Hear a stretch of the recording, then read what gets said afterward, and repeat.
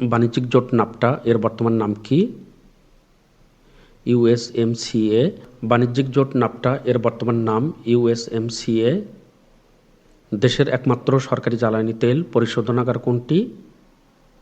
Eastern refinery limited ARL। বিশ্বব্যাংকের বাংলাদেশ প্রধান জপেম কোন দেশের নাগরিক? ফ্রান্সের নাগরিক।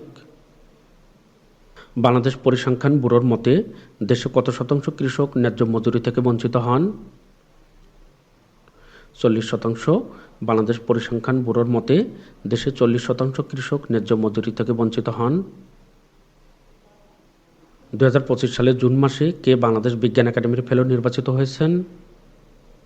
অধ্যাপক doctor ABM Badruzzaman.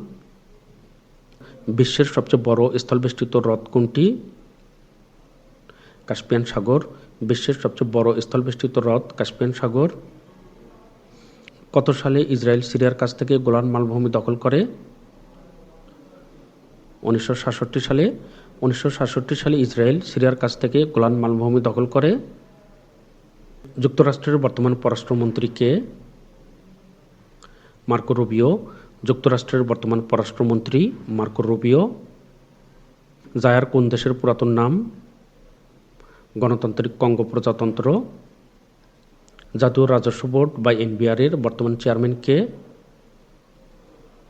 Abdur Rahman Khan. Niagara নদী বা জলপ্রপাত কোন দুটি দেশের সীমান্তে অবস্থিত? কানাডা ও যুক্তরাষ্ট্র। ট্যুর ডি ফ্রান্স কোন খেলার টুর্নামেন্ট? সাইক্লিং।